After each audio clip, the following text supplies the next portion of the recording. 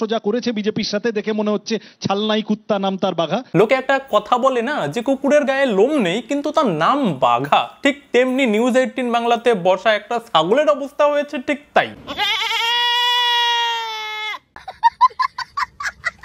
তো চলুন, যদি ভিডিও ভালো লাগে আর আপনি ফেসবুক থেকে দেখেন তাহলে পেজটাকে ফলো করে নেবেন, আর ইউটিউব চ্যানেল থেকে দেখলে সাবস্ক্রাইব করে নিয়ে ধৈর্য ধরে বসুন, বাকি কাজ আমার উপরে ছেড়ে দিন। চলো ভাই। প্রাইম মিনিস্টার নরেন্দ্র মোদী কি ভারতের নাগরিক? আজকে যা যা সব এইসব মাপকাঠি দেওয়া হচ্ছে, এই মহাশয়টাকে জানেন? এ হচ্ছে কট্টর ভারত বিরোধী এবং কট্টর হিন্দু বিরোধী সিপিএম নামক রাজনৈতিক দলের একটা জ্ঞানচন্দ্র, যার মেন কাজ হচ্ছে টিভিতে বসে কি যেন করা, টমি বাবু। তো শুনুন এবার এ কি বলছে। প্রথম কথা হচ্ছে যে ভোটার তালিকা সংশোধনের সাথে এসআইআর কে যেভাবে জুড়ে দেওয়া হচ্ছে, এসআইআর এর সাথে অনুপ্রবেশকে যেভাবে জুড়ে দেওয়া হচ্ছে, অনুপ্রবেশের সাথে আতঙ্ক তৈরি হয়ে যাচ্ছে, রাজ্যটা পশ্চিম বাংলাদেশ হয়ে যাবে, এই গল্পকে যেভাবে জুড়ে দেওয়া হচ্ছে, আমাদের আপত্তিটা সেখানে। হ্যাঁ রে, তোদের আপত্তি তো এখানেই হওয়ার কথা, কারণ বাংলাদেশ থেকে মুসলিম এসে সারা কলকাতা সেয়ে গেছে এবং সারা বাংলা জুড়ে ছড়িয়ে পড়েছে, তারপরেও এই পশ্চিমবঙ্গটা বাংলাদেশ হয়ে যাচ্ছে এই কথা বলাতে তোদের আপত্তি হচ্ছে। অনুপ্রবেশের সাথে আতঙ্ক তৈরি হয়ে যাচ্ছে, রাজ্যটা পশ্চিম বাংলাদেশ হয়ে যাবে, এই গল্পকে যেভাবে জুড়ে দেওয়া হচ্ছে, আমাদের আপত্তিটা সেখানে। সত্যি বলছি, তোদের এই দেশভক্তির না তুলনাই হয় না। আর আপনারা কি জানেন যে এদের এই দেশভক্তি এতটাই ভালো যে কেউ কেউ তো আবার এটা পর্যন্ত বলে দেয় যে কাশ্মীর যদি আজাদি চায় না তাহলে তারা কাশ্মীরের আজাদির পক্ষে। প্রথমত হচ্ছে যে আমরা এখনো বিশ্বাস করি যে কাশ্মীরের জনগণের স্বাধীনতা দরকার। কাশ্মীর যদি আজাদি চায় নিশ্চয়ই আমরা আজাদির পক্ষে, আমরা এটা বিশ্বাস করি। যাদবপুরে যে আওয়াজ উঠছে সেই আওয়াজের সাথে আমাদের কোনো দ্বিমত নেই।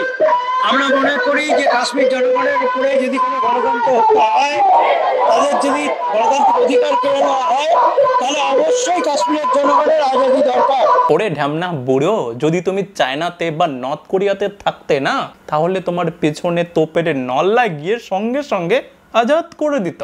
সঠিক বলেছেন। তাছাড়াও বুড়ো, তোমাদের কপাল না খুবই ভালো, জানো তো, যে তোমরা অতি বুদ্ধিমান বাঙালিদের বাংলায় থাকো।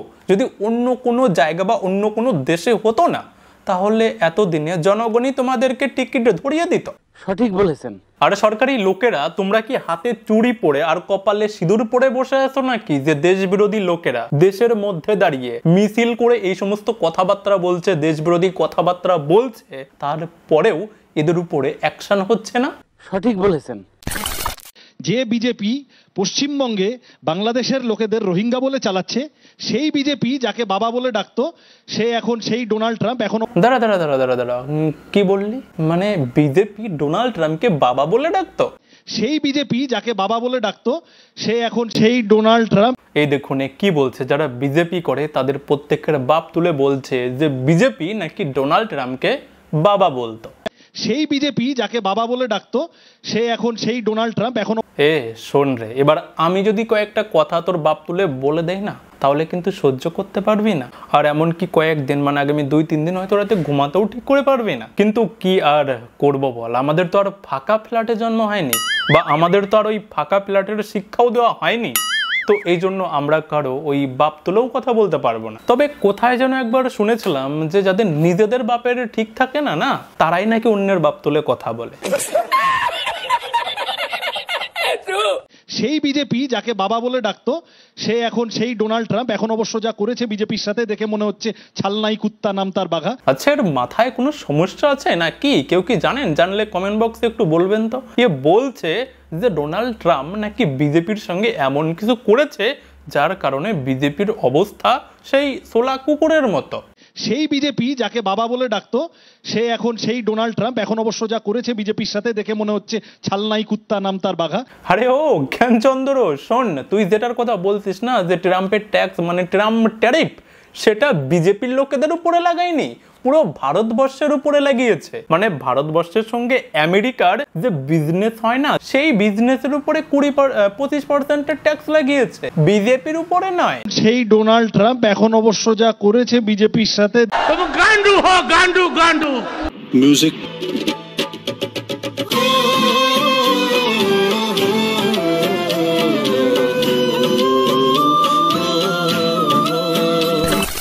সেই ডোনাল্ড ট্রাম্প এখন অবশ্য যা করেছে বিজেপির সাথে। আরে হ্যাঁ রে, এই ট্যারিফ না শুধুমাত্র ভারতবর্ষের উপরে লাগায়নি, পুরো ইউরোপ সমেত আরো 69টা দেশের উপরে এই ট্যারিফ লাগিয়েছে। সুইজারল্যান্ডের উপরে 39% ট্যারিফ, তারপরে মিয়ানমারের উপরে 40% ট্যারিফ, আর সিরিয়ার উপরে 41% ট্যারিফ রে। আর কোথায় ভারতের 25% ট্যারিফ, আর কোথায় ওদিকে 41% ট্যারিফও লেগেছে। এরপরেও তোরা বলছিস যে মোদিকে মানে বিজেপিকে ট্রাম্প একদম সেই সালসারা কুকুরের মতো করে দিয়েছে। সে এখন সেই ডোনাল্ড ট্রাম্প এখন অবশ্য যা করেছে বিজেপির সাথে দেখে মনে হচ্ছে ছালনাই কুত্তা নাম তার বাঘা। বলছি শোন না, এইটুখানি মাথায় এত বুদ্ধি রাখিস কোথায়? ফাঁকা ফ্ল্যাটে?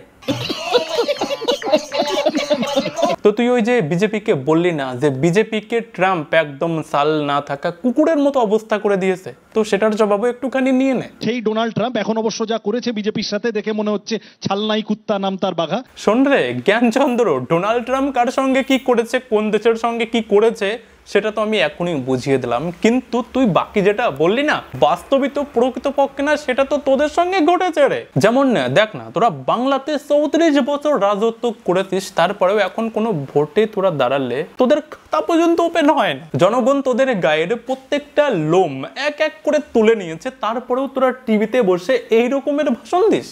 যে বিজেপি পশ্চিমবঙ্গে বাংলাদেশের লোকেদের রোহিঙ্গা বলে চালাচ্ছে, সেই বিজেপি যাকে বাবা বলে ডাকতো, সে এখন সেই ডোনাল্ড ট্রাম্প এখন অবশ্য যা করেছে বিজেপির সাথে দেখে মনে হচ্ছে ছালনাই কুত্তা নাম তার বাঘা। ছালনাই কুত্তা নাম তার বাঘা। তো এবার তোরাই নিজে থেকে ভেবে দেখ না যে কোনো কুকুরের গায়ে একটাও লোম নেই কিন্তু নাম তার বাঘা, এই কথাটা কাদের সঙ্গে পারফেক্টলি ফিট বসে।